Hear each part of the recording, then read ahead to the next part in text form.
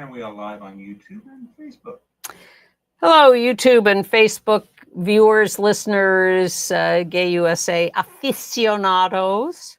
I'm Ann Northrop. I'm back, and at my side is Chris Cooper. Hi, everybody. I thought it would be Kathy Marino-Thomas making her debut appearance, but I got confused. And luckily, Chris Cooper is here. Kathy Marino-Thomas underwent an incredible transformation. Yeah. And we have to really escalate the noise we make so that we'll be heard.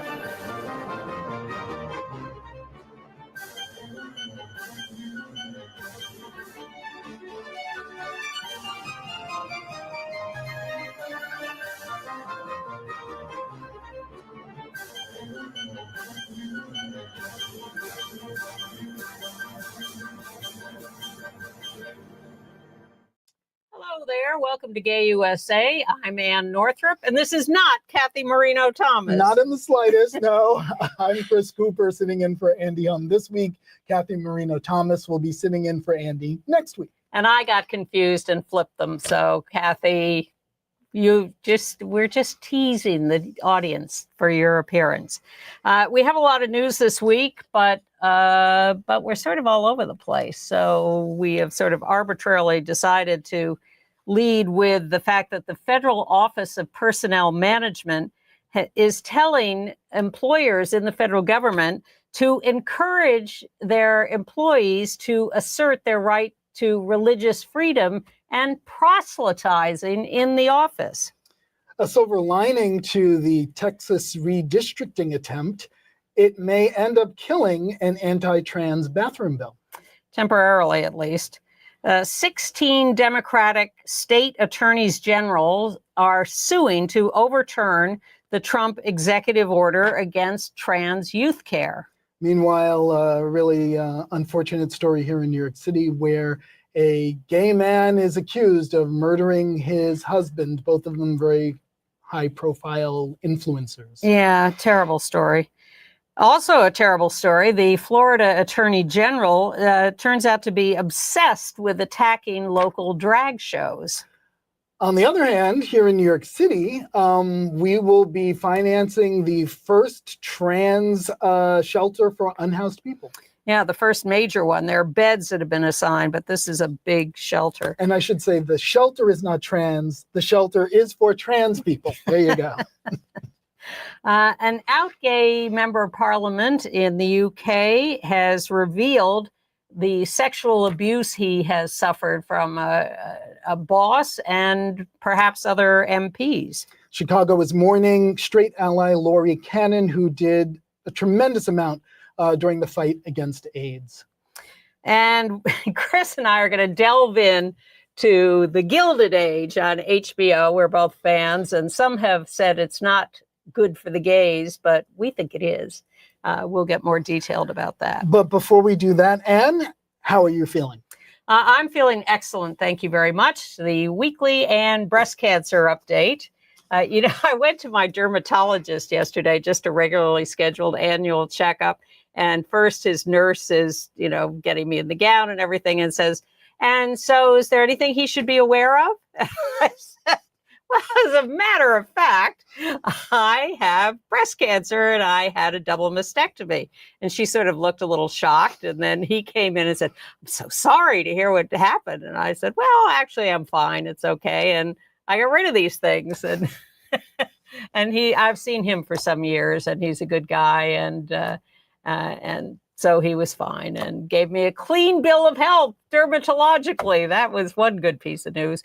But I've just started on the drug anastrozole, which is supposed to be a preventative drug. It's sort of the next generation of tamoxifen, a little milder, but a preventative. And I take that for 5 years and hopefully reach the point where they say, okay, you've been cancer-free for 5 years. You're in remission or out of it or whatever. But it immediately made my forehead break out. There's nothing easy about any of this. It's supposed to put me into menopause. We'll see. Well, and I have said this to you privately, but I will say it for everybody else to hear, which is that your exhortation to get checked caused me to finally get my first colonoscopy in 10 years. Wow. So I was due, and I was like, yeah, putting it off. And I'm like, all right, I got to go because of your exhortations. Thank you. And everything's all clear. Great. And you get great drugs when you have a colonoscopy. Well, I just fall asleep, and then I wake up, and I'm like, oh, okay. But then don't you feel good all day long? I felt hungry. Well, I won't bore you with the my last colonoscopy funny story. It was a guy in the next cubicle, and the nurse says to him, so you haven't had any dinner the night before? And he says, oh, yes, I had chicken and this and blah, blah. And she sort of, well, you didn't have any breakfast this morning. Yes, I had eggs and bacon and toast. God. He was out of there in 30 seconds. So follow instructions. All right. Well, meanwhile, in the world, the Trump administration has put out a memo through the Office of Personnel Management.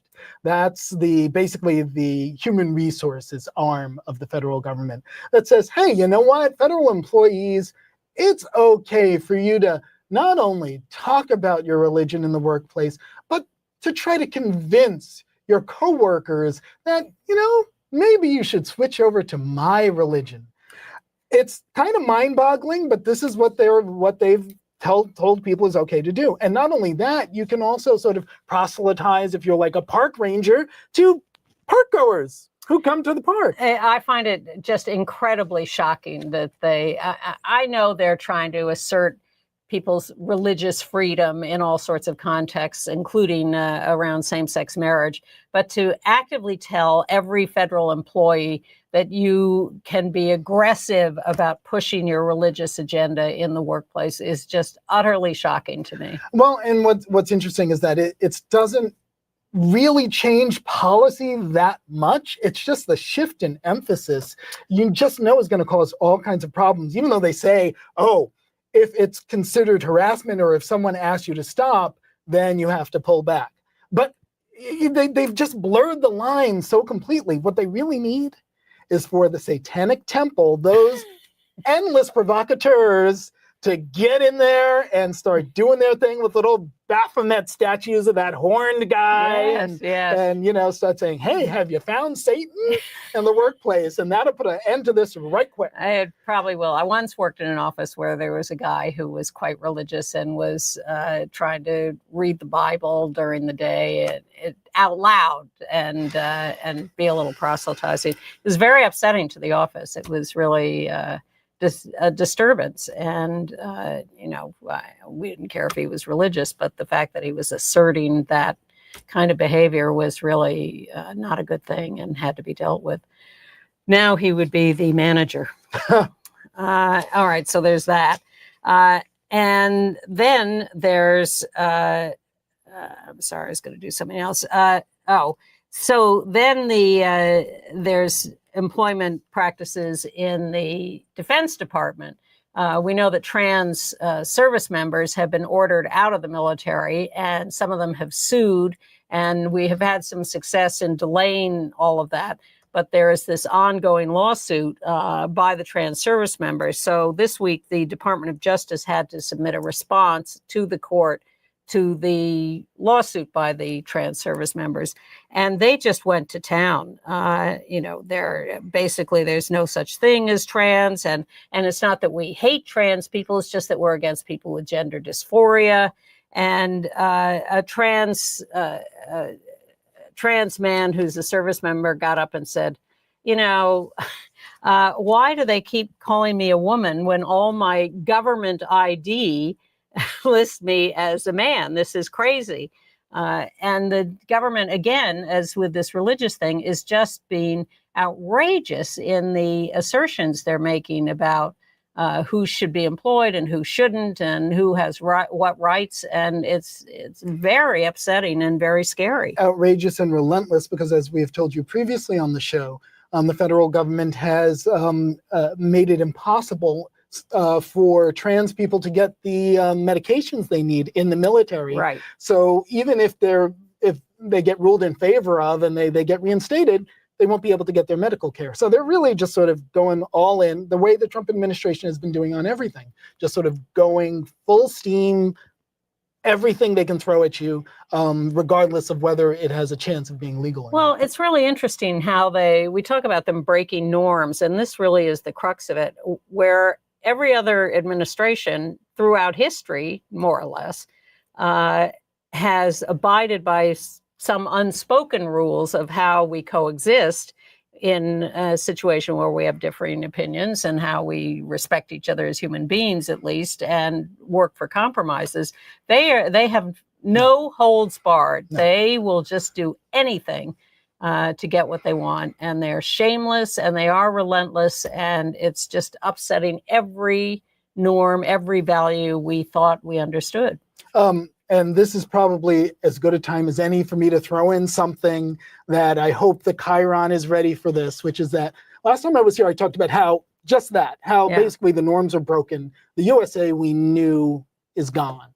So what do we imagine can come out of this once this is over? And not just trying to assemble what used to be back together, but what can we imagine that might be better? Something new directions. I don't care how crazy the idea is, and it's up to us to think of these things and start working towards them now. So I'm putting the challenge out there to you, Gay USA viewers. Think about where you think the USA should go. No idea is too crazy after this is all over, and email it to me at christiancooperhr84@gmail.com. And I want to hear your ideas, because we have to start thinking about these things and we have to start planning for them, because that's what the right wing did. They worked for years. Project 2025. The Heritage Foundation. 10 years to write that. Exactly. And now they're winning, and now they've got it. So we've got to do the same. And we also have to figure out how we prevent another Project 2025 from coming along and upsetting whatever lovely apple cart we construct. Sure, but we don't want to just play defense. We want to imagine bigger, but we don't bigger and better. We don't want to be as naive as we were before now. Yes, and have them take it away. Of course, I'm one of those who thought the World Trade Center, after it was blown up, should be replaced by a pasture with cows. That was one of the suggestions in a New York Times Magazine piece. And I thought, yes, that's the way to go. So don't count on me for creative ideas. All right. And talking about creative ideas, redistricting in Texas. We've been hearing a lot about that. And it looks like I don't see how we get away with not having the Republicans in Texas succeed in their redistricting. Yeah, I mean, they've managed to delay it, but it's not just Texas, too. Now they're talking about it possibly in Missouri, possibly in Ohio. Florida. Yeah, it's an all-out assault. And meanwhile, the Democrats are, dithering and saying, oh, our hands are tied. There's nothing we can do. The rules are against it in New York. We can't really, but Gavin Newsom seems to be gung-ho in California. But there is a silver lining to this, because temporarily, at least, Texas, as they have for the last couple of years, has a whole slate of anti-LGBTQ bills on the table for passage.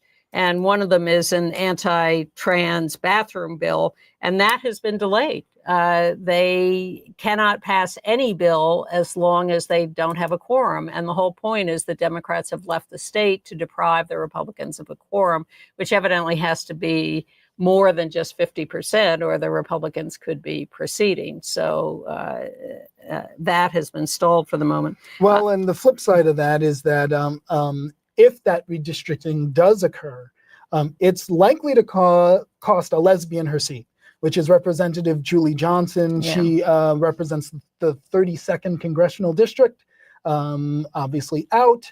It's currently a 68% Democratic district, but it would switch with redistricting to a 60% Republican district. I heard a breakdown this week of the population of Texas. More than half the state is non-white. And of course, a large percentage are Democrats. So what the Republicans want is for 25% of the population, Republican white men, basically, to have 75% of the congressional seats. That's Yeah. the formula they're going for. Listen, you wouldn't know it from their representation, but Texas is pretty much a purple state. If it's not a purple state now, it's about to become a purple state. Well, that's what they're fighting against. Yep. That's what they're trying to get around with this redistricting. All right. There is some pushback from Democratic state attorneys general across the country on another point. They're 16 of them, state attorneys general, including the District of Columbia, are suing the federal government for unlawful executive orders forbidding trans care for youth, while in their states it's allowed. There's nothing criminal about providing trans care. It's just these peremptory executive orders off the top of Trump's head and other people in his administration. And these executive orders, and the Republicans complained about Democrats issuing executive orders, but they were nothing about as far as these go. And he really is acting like a king. Whatever idea crosses his mind, he just issues an executive order, even if it is illegal, unconstitutional. He just issues it, and then he bullies people into following it. Well, the frightening thing is the number of people who capitulate and Yes. preemptorily conform. Peremptorily, yes. Thank you. Because he is willing to cancel all Yep. federal funding Yep. to a state Yep. if they do not follow any particular executive order. Well, the latest was that no FEMA grants for any city or state that organizes some sort of resistance to Israeli government policy.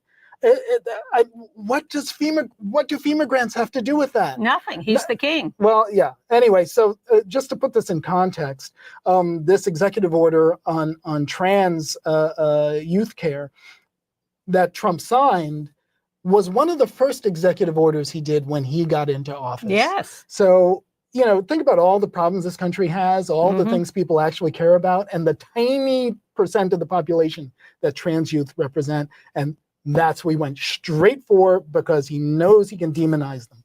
Yes, that's how he plans to stay in office or stay in power or keep the Congress on his side by taking these Kristi Noem or Nancy Mace say that they're scapegoats.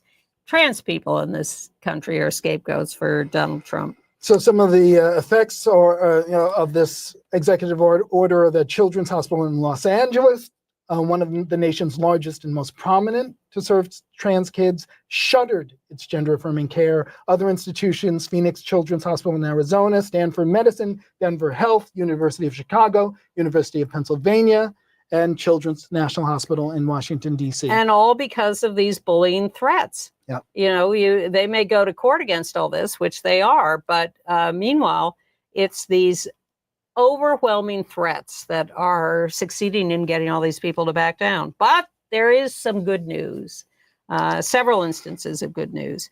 First of all, a district court in Maryland says that the National Institutes of Health cannot end research grants about the health of sexual and gender minorities, including research about HIV, all of which the government was ready to cancel. Yep. And the court says, absolutely not. You cannot do that. Congress would have to do that. You can't do it. So Robert Kennedy Jr., the Health and Human Services Secretary, God help us, has canceled or substantially reduced 669 grants, of which at least almost half address the health of sexual and gender minority groups. Well, if they're in this pool of NIH grants that the court dealt with, he's not going to be able to do that. The Senate Appropriations Committee has rejected cuts to HIV prevention, adding $400 million to the NIH budget to restore that funding for HIV prevention. And the American College of Obstetrics and Gynecologists, 60,000 members strong, will refuse any further federal funds so that they can keep their DEI values, their diversity, Equity and inclusion. Thank you. Post-surgery cognitive dysfunction. they're saying, fine, don't give us the money. Well, our values are more important to us. This is very similar to what Andy has been saying on the show for quite a while, which is that, for example, with Stonewall here in New York City, that, we don't need it to be a national monument because all it means is that they get their fingers into it and they make it not true to who and what it is. Exactly. I feel like we are like a boxer who's been punched against the ropes and is just sort of saying, stop hitting me. And we need to get ourselves together and make some proactive decisions about what our values are, what we actually need, from whom, how we're going to navigate this new situation that has just been thrown at us like the tsunami that didn't happen. And reorganize ourselves. Well, you were talking about how the administration uses the threat of overwhelming force to get compliance to what it wants, and that is certainly what it did with Brown University. And it's been doing it with all the different colleges, one by one, picking them off. But with Brown, one of the terms of the agreement is that Brown will ban transgender women from participating in women's sports and from accessing spaces like bathrooms and locker rooms. This is part of the settlement that restored over $500 million in federal contracts and research grants that the administration had paused in April. So you might ask yourself, well, what did these grants have to do with, trans issues? Nothing. But they control that pool of funds, and they're using that as a wedge to get them to conform to their crazy because ideas. It does get people to back down. And, when faced with a choice between supporting a few trans students, more than a few probably at Brown and other Northeast colleges and elsewhere, versus $500 million in research grants, you're in a pickle. Well, there's another alternative, which is fighting in the courts, which I'm happy to say my alma mater, Harvard, is still fighting, even though there were rumors swirling for a while that they were going to settle. At least for now, they're still fighting, and all of us alumni have been telling them to keep fighting. Well, Press Secretary Carolyn Leavitt in the White House says that Trump is forcing universities to end chemical castration and gender extremism.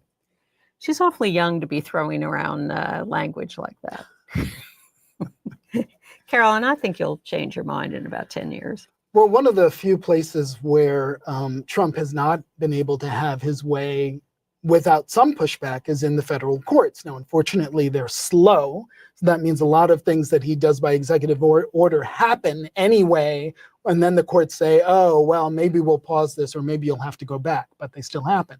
But because of that, one of his goals is to stack the judiciary with his appointees. Yep. And so there are a number of appointees, potential judicial appointees, who want to recriminalize gay sex. They are on the record for that. One of them, for example, a guy named Eric Tung, who is now up for confirmation, clerked for Scalia, there's a shock, says when asked whether there's a constitutional right to abortion, same-sex marriage, or sodomy, his answer was, at a Federalist Society meeting, simple, no. So now they've taken over the Supreme Court, but that's not enough for them. They don't want everything to have to work its way through to there. They want to stop it before it gets there. So now they're working their way down through the court system to cede the entire judiciary. Well, they have succeeded in destroying the Corporation for Public Broadcasting, which has announced it will shut down, which is going to impact local stations, which are going to lose a lot of funding, particularly rural stations, which have more trouble fundraising. WGBH in Boston might be able to raise money from its viewers to make up for some of that, or WNET in New York.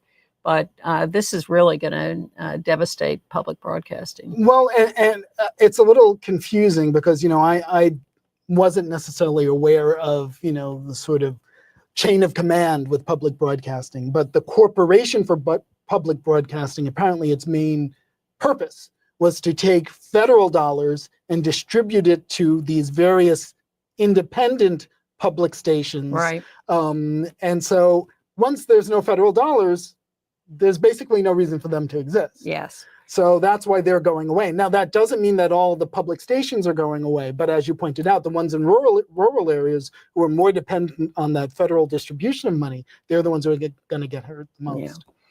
But of course, you'll be very happy to know that Trump is considering a pardon for George Santos. No comment. Why? Because he's 100% pro-Trump. And you know who's proposing? See, I wasn't going to talk about this, but do you know who's pushing for this pardon? Yes, but you tell him. Marjorie Taylor Greene, proving only that attention whores love other attention whores. And you know why? Who Trump is blaming for Santos being in jail in the first place? Oh, no, I don't know this. Democrats, because they didn't check him out first. So at some point you just got to laugh about all of this. You just got to exactly. laugh. I'll never get over him claiming that he was a star of the Baruch College volleyball team. I mean, he didn't attend Baruch College. We're not going to talk about him anymore. He's in jail for 7 years. Okay. Hopefully. All right. Meanwhile, in New Hampshire, are we ready for New Hampshire? Yes, we're sad, but we're ready. Because just the last time I was here, 2 weeks ago, we were praising Governor Kelly Ayotte out in New Hampshire for putting the kibosh, vetoing some anti-gay bills, including a book banning bill, and she killed him. Well, she's not feeling that way about trans issues. The worm has turned. Yeah. She has signed a ban on gender-affirming care for trans youth. Puberty blockers, hormones, surgery. Now, only the most minuscule number of trans youth get surgery, but puberty blockers and hormones are much more common. And she's saying absolutely not. They're out. She signed the bill canceling them. Now, you've talked about those who are on them now may continue. You've talked about this previously on the show, but in many ways, this is unfortunately a parallel line of attack to one we have used ourselves, which is when we have fought in the States to have reparative therapy criminalized or banned because it hurts kids. Right. Well, that's their argument. That's their argument now. Well, similarly in Florida, the Attorney General of Florida, who I've now decided has truly lost his mind or his gonads, is demanding that a restaurant that holds an annual pride celebration that includes at some point a drag show, it's open to all ages, but when the drag show starts, the kids are asked to leave so that it doesn't violate the state law of no one under 18, I think, attending. But that's not good enough for the Attorney General. And so he is demanding from this restaurant guest lists, surveillance footage, and personal info of the guests. You go to a restaurant for a show, and now the Florida Attorney General has all your personal information. It's just bureaucratic harassment, plain and simple. This same Attorney General is going to the 11th U.S. Circuit Court of Appeals to ask them to allow enforcement of this ban on drag shows statewide, with one exception, that being the Hamburger Marys that sued them and won. Right. And so he's pushing to have the injunctions that have stopped them from applying this in the rest of the state lifted.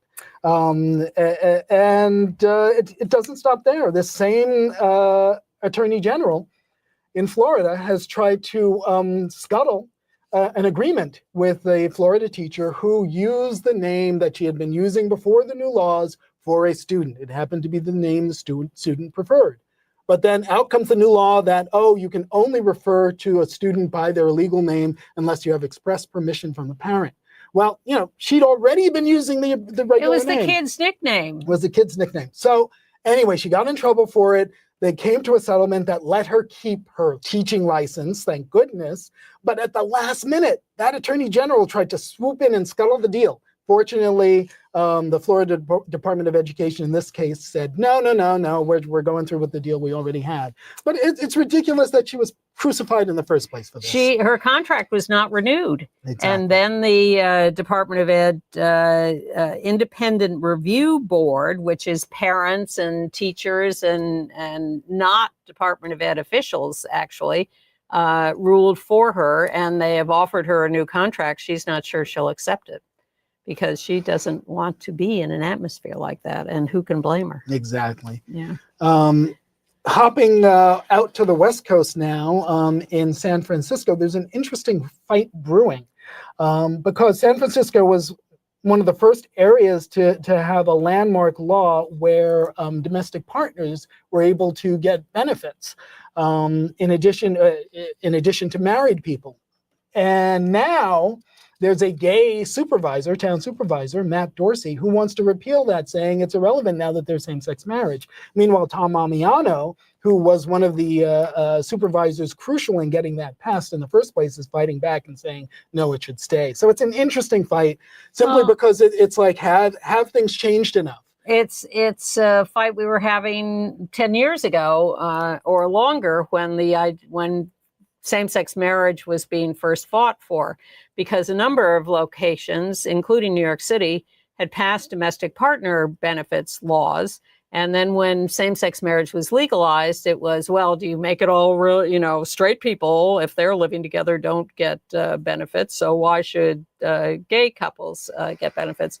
And this has been fought over for quite a few years, but we haven't heard about it lately, but it seems to be rearing its head in San Francisco again. The argument for keeping them is that not everyone wants to get married, not everyone can get married. And why shouldn't all couples of whatever legal status have benefits? And then you get to those of us who say, why shouldn't everybody have benefits? Why should it be dependent on having a partner? Because if you don't, then are you going to be penalized? So I have a solution: Medicare for all. Absolutely, which I was happy to see. You probably saw the town hall with the Republican Congressman Mike Flood in Nebraska this week. I didn't see it, but I heard about it. Oh, it's great. So everybody's yelling at him. And one young guy starts yelling, Medicare for all, Medicare for all. And he said, the congressman says, oh, we can't afford that. Lord. You can afford a $200 million ballroom at the White House. Yeah, I mean, you can give billions of dollars in tax breaks to the already wealthy. But yeah. Sure. Anyway. Exactly. Anyway. All right. So then, I guess we're ready to move on to the horrible violence stories. Yeah. Well, it's a really awful story here in New York City. A gay couple, both models, personal trainers, influencers, Donald and Jacob Ziebenhood. So Donald, who was the older of the two, right? 40-ish? Yes. And Jacob Ziebenhood is the victim in this case. He was 34. So, and here you see the picture. On the right is Donald, and on who is the alleged murderer, and on the left is Jacob, the victim. So Donald, it turns out, has a long history of violence, and particularly domestic violence, and has been cited for that several times. As in fact, Jacob had an order of protection. He did. And then one night, Jacob calls the police and says, Donald is here. He's violating his order of protection. He's stabbing me. He's threatening me. I'm bleeding out from one of my stab wounds. And he died. And Jacob called his father to say this. Yeah, I was going to say, because then Donald called the police hours later to say, oh, look what I just found. And now he's been arrested on the charge of violating the order of protection. And burglary. But they haven't, the charges are likely to increase substantially. Yeah. So a very unfortunate situation. Donald had been arrested twice before for domestic violence. And seemed to be really out of control, and has been a known entity as a violent, out of control guy. And Jacob got the order of protection, but that was not enough to stop Donald from attacking him and killing him. It just shows allegedly. Yeah, it just shows. Don't believe everything you see as picture perfect on Instagram. Oh, hell no. Yeah.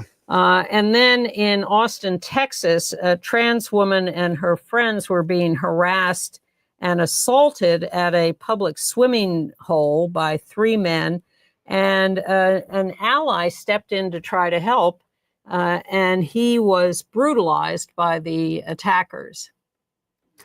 Yeah, and he didn't know the people at all. No, he did not know the trans He was just woman a at all. bystander. Just a bystander, but he ended up taking the brunt of the assault. And now the trans woman is saying he deserves every penny to help pay for his surgery and his time off to care for himself and his kid, because he stood up. He did, and we don't want to tell you the story as watch out, you can get brutalized, but really stepping in some way, you call the cops, do something. As I always say, record. We are all carrying these powerful little devices in our pockets that can provide important evidence. So you see something going down, you pull it out and you record. Also in Austin, a vandal struck a church, the Life in the City United Methodist Church, LGBTQ friendly. So a vandal tore down their pride flag and scrawled graffiti saying pride was the first sin onto the church. So what did the church do and the community do? They came together and they painted over it creatively to create 2 progress pride flags hanging down the side and create a cover over the graffiti and restore a very pro-gay look that can't be torn down. So. And I neglected to send the picture of this, but in Topeka, Kansas, there's the trans house next to the Pride House across the street from Westboro Community Church. Very bold of our side to paint those houses. For those of you who don't recall, Westboro Baptist Church is notorious for disrupting funerals of people who've died with AIDS with the most awful comments. Well, except the bad guy got into the trans house and set it on fire and destroyed a lot of it, and bad story. All right. In LA, a district court has ruled in favor of a trans woman, Coretta Simo Love Monk, saying that her case against LA County and the Sheriff's Department can proceed. She was held, a trans woman, incarcerated in a men's jail. I don't know what her charges were. She was forced to shower with men. She was traumatized by harassment, threats, to the extent that she was found in the midst of a suicide attempt at one point.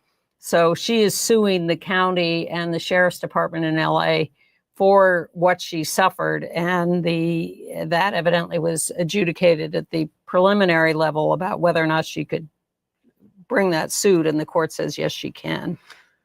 Meanwhile, the FBI has issued its annual crime report, and unfortunately, anti-gay, anti-trans violence remains among the top 3 most reported categories of hate crimes, violent crimes.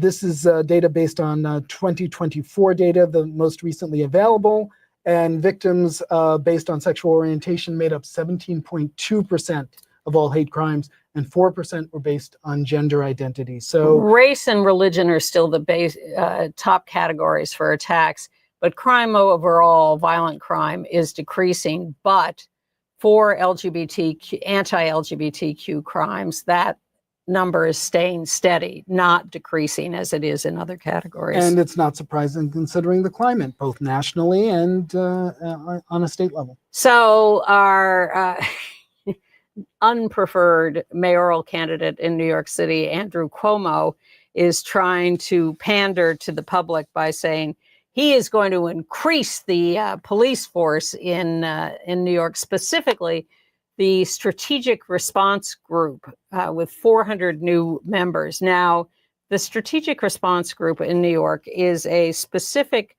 unit within the police department, which is notorious for its violence in attacking demonstrators or protesters or people who aren't even protesting. As someone who's been involved in the creation and running of the now annual Reclaim Pride March, I have stood just feet away from the strategic response group aggressively attacking peaceful marchers, coming in with batons and hitting people, pepper spray, pushing over people on bikes. And there is tons of footage of them doing this to all sorts of peaceful marchers and demonstrators all over the city, specifically in the Black Lives Matter demonstrations around George Floyd's murder by police. The strategic response group is really a vigilante group within the police department. And to have Cuomo specifically promise to increase their ranks is just stomach churning. It's so repulsive. The context for this is that all the candidates were making the rounds on, what is it called? The night out, something like that. But it's where everyone basically tries to reach out to the community and the cops in the community to say, we all get along, blah, blah, blah. So there, of course, all the candidates are making the rounds at this. And because there was a recent very high profile shooting in the office tower in Midtown, security is high on everyone's mind. So they were all trying to position themselves as to, how pro-police can we be? So I think it's interesting that Zohran Mamdani, the leading Democratic candidate, the official Democratic candidate after the primary, said this week that he talked to a police group. He's been accused of being anti-police and wanting to defund the police. And he was saying some stuff like that a few years ago, but has walked that back somewhat. And he was saying to the police, I think you are called upon to do too much, and we should not be asking you to take care of all mental health problems in the city. And I will not ask you to take on those cases so much. And I think people read that as, oh, isn't that being nice to understand that that's not the police's job? And I thought to myself, very clever, because what he's really saying is, I don't trust the police to handle a sensitive situation of a mental health issue. Too many people with mental health issues have been killed by police or injured in situations where they just were too trigger happy too fast. Well, it's funny, the way I read that is he's talking about what defund the police is actually about.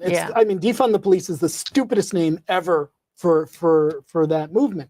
It was never about taking away all the money from cops. It was about taking some money and moving it over to a group of people who could deal with the mental health issues in a nonviolent way. That's what defund the police is. Unfortunately, the name is so misleading and was so easy to caricature that it's become this albatross around the neck of anybody who believes that, oh yeah, maybe we should spend a little money on, getting some mental health treatment for people as opposed to just send in the cops. And that's not a panacea either, because we're talking about situations where people with mental health issues may be being violent, and you have to figure out how to strike a balance that will promote safety but not be too aggressive with the people with mental health issues. Exactly. Complicated, but again, Cuomo just pandering as easily as he can. And on a lower violence level, but just as annoying, LinkedIn has joined the social media companies, saying that it has removed misgendering and dead naming from its list of prohibited hateful language. You go right ahead. You misgender anyone you want. You engage in hateful language. We don't care. That's your free speech right. Facebook started doing that not long ago as well. And it's remarkable just how quickly everyone is retreating on social issues. But another piece of good news in New York City, the city will finance a shelter for homeless trans youth, as many as 150 of them, run by a local agency, LGBTQ agency, Destination Tomorrow. It's going to be located in Long Island City.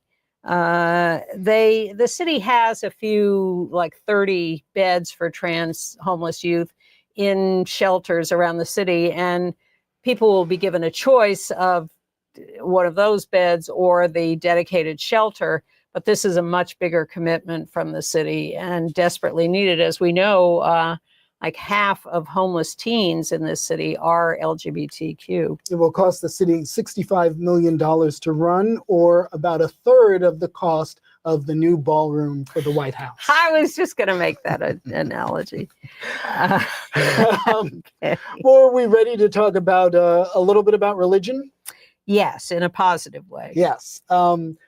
There is a newly ordained Orthodox rabbi.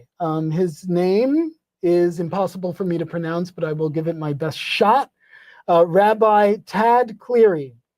It's spelled Tadhg. I don't know what you do with those, but I'm going to say Tad Cleary. And Tad, if you're listening or you see this, please let us know if I mangled it. Anyway, he has been ordained. He is the first Orthodox rabbi to get ordained, openly gay Orthodox rabbi. And there is a little bit of a caveat because of the liberal stance of this Orthodox shul, he is not going to be recognized by a lot of the other rabbinical organizations. But still, it is a milestone. I think other Orthodox rabbis may have been ordained, but maybe before they came out, or not when they were in the seminary. But the seminary is definitely doing it for the first time. And he was ordained by a seminary leader who 6 years ago had refused to ordain an out gay seminarian. So that is progress. Yeah, moving forward. Yeah, now we want to talk about a few people we lost this week. Michael Seltzer he was everywhere. He was the board co-chair of Lambda Legal. He was a founder of funders concerned about AIDS and funders for LGBTQ issues. He was a board chair of the New York City LGBTQ Community Center. He worked at the Ford Foundation. He wrote a book called Securing Your Organization's Future. And he was a teacher. He was just a community leader in areas of service, in areas of being a visionary about these organizations and what they could accomplish and the need for them. Very popular guy around town, beloved by all. And Kevin Jennings, who is the current CEO of Lambda Legal, also a teacher, made a point of noting that he steered Lambda Legal as its co-chair through the emerging AIDS crisis. So that was no small feat. Meanwhile, Wallace Annenberg passed away at the age of 87, I want to say. 86. Sorry, 86. Lung cancer. And yes, she is of that famous publishing family. She's the daughter of Walter Annenberg, who was a great friend of the Reagans and many others of that ilk. She was a philanthropist in her own right and head of the Annenberg Foundation after her father's death. And she was also a lesbian, outed during her acrimonious divorce.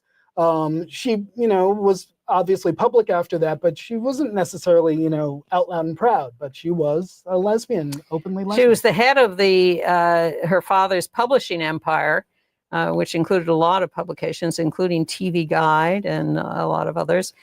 She gave $1 million, had the foundation give $1 million to LGBTQ elder housing. She got Liz Taylor and Betty Ford to co-chair an AIDS fundraiser early on in the early 80s. Which was really important because it shifted the perception. It allowed people to say, oh, we can talk about this, we can do something about this. It's no longer taboo to even look at it. And she wasn't really widely known as a lesbian until after her death, just now, when Karen Oakham wrote an extensive, was so angry that the mainstream media had not identified her as a lesbian that she wrote this long obituary that was quite detailed. But when she died, Wallace died, her family was, because she had been married, she had kids, they were in a big fight with her lover over the estate and how things were divided. It was kind of messy.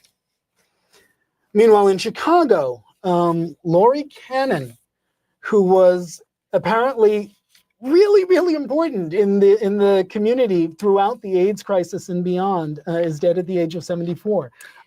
She, in the 1980s, when so much, as we were just discussing, of society turned its back on AIDS, she was active, she was reaching out, she was there in the community, bringing help to people.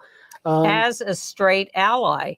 She co-founded ACT UP Chicago with Danny Sotomayor and Paul Adams. In 1985, she co-founded Open Hand Chicago, which was a Meals on Wheels program for low-income people with HIV and AIDS. She was on the steering committee for displays of the Names Project quilt. She was inducted into the Chicago LGBT Hall of Fame in 1994 as a friend of the community. She was known as there she is at a demonstration against Mayor Daley, holding a sign saying, "Daley, tell the truth about AIDS." She was known as the Beacon in Red, and there you see her with her hair. Hard to imagine the community without her. She organized the meal deliveries because she was a former bus driver, but she got young HIV positive community members to drive the meals around and use them as the eyes and ears of the epidemic in Chicago.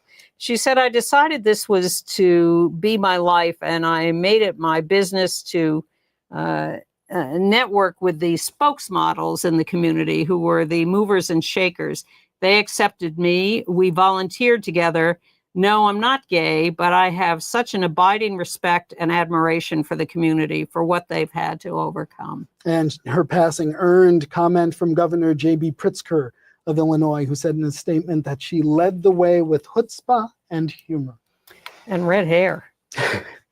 But how lovely to hear about her and all her work, and that she was honored in her lifetime. All right, we're... International? Yes.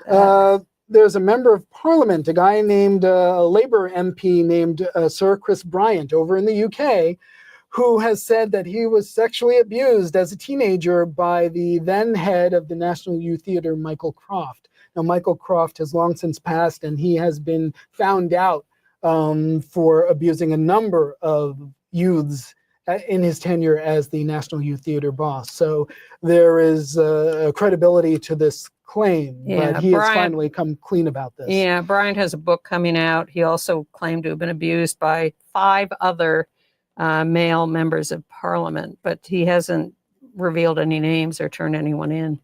Also in the UK, King's College London is going to do a long-term study of 3,000 trans youth and teens, follow them in their physical and mental health over years. This is in some reaction to the CAST study, which on the one hand threw cold water on treating trans youth, but also said we don't have enough information. So the National Health Service in Britain is funding this study. The study is voluntary and observational, so participants will obviously volunteer, and they're not going to change anybody's treatment. They're just going to see what happens in the hopes of getting that data. We have to get moving or we won't be able to discuss the Gilded Age. There we have a new ambassador to the Vatican who hates us. Yes, Brian Birch was confirmed, and he's the former head of Catholic Vote, and he accused Vice President Kamala Harris of child gender mutilation surgeries and medical experiments on kids because of her support for trans. Well, it'll be interesting to see how Pope Leo and he get along. Yeah. In Wales, in the UK, the first female Anglican archbishop has taken office, Cherry Van. She talks about how she struggled in the closet for decades, but she has a partner, Wendy Diamond. They've been together for 30 years. Congratulations to them. Meanwhile, in Hungary, the very liberal mayor of Budapest got hauled in because of that enormous pride march, the biggest such thing ever seen in Hungary. His name is Gergely Karácsony. and he got hauled into basically the country's equivalent of the FBI to explain himself. He's being accused of being the organizer of that huge event, and he's standing firm. And in case you're looking for a $30 million estate in the Cotswolds, Ellen and Portia have theirs on offer for sale. They've already moved into a new, more modern place. Still in the Cotswolds, and they're not leaving the UK, as we reported previously. All right. AIDS and health news. The UK and a gonorrhea vaccine? Yeah, it's what's happening is that because there's been a big surge in transmissions amongst gay and bisexual men, they are going to have what they're calling the first ever rollout of a gonorrhea vaccine in the UK to try to stem the transmission. And the Department of Health in New York says, watch out, Mpox is still around and tends to peak in the summer, not as much as when it was first discovered in 2022, but it is around. And of course, gay men are turning out to be the most vulnerable, especially if they're not vaccinated. But speaking of vaccines, HHS Secretary RFK Jr. is canceling $500 million in vaccine development because he doesn't like the type of vaccines that saved us from COVID. He says we can do better. There are better solutions. And an executive order from the White House says no federal funds will be used anymore for harm reduction for people with drug addiction. We can't be giving them clean needles or anything like that. Okay. Entertainment news? Yes. Jesus Christ, superstar. I wish I had seen it. Big hit at the Hollywood Bowl this week, starring Cynthia Erivo as Jesus, Adam Lambert as Judas. They just performed it for 3 nights, but it was such a hit, I suspect it will show up elsewhere. Don't leave out Raul Esparza, better known as Rafael Barber, for those of you who watch Law & Order SVU. Not that I ever watched the show, but he is openly bisexual, and he sang the role of Pilate. My sister lives in LA. She saw it. She raved. We have 2 minutes left. Said it was amazing. Laverne Cox led an all-trans team on Celebrity Family Feud to raise money for the T.S. Madison Starter House for Black trans women sex workers. It was the July 31st episode. You can probably catch it on Hulu. Steve Harvey as host was a little nonplussed. So the Gilded Age. Not that I ever watched the show. I've watched every episode, and so have you. But yes, so spoiler alert, turn down your volume if you don't want to hear. Not in the most recent episode, but the one preceding. They killed off the gay lover of Oscar Van Ryn. Well, they started to kill him off in that one, and then they finished the job this week. Well, it was pretty final at the end of that episode, but anyway, they announced the death. But there's a debate. Is this too much stereotypically killing off gay people, or is it good for the gays? I say good for the gays. I say good for the gays as well. We are part of the narrative, and part of narratives, the big plot twist is death.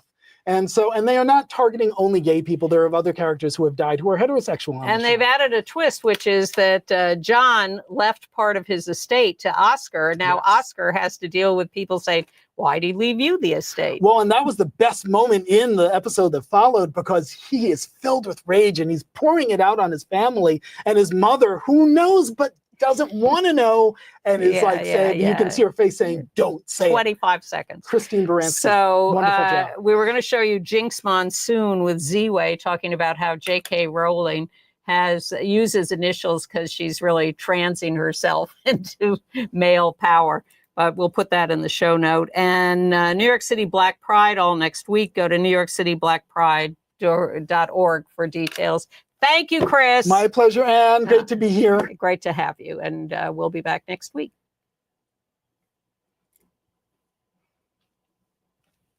I forgot we had Jinx Monsoon to squeeze in, too. Because that's a fun clip. It is. But we'll put it in the show.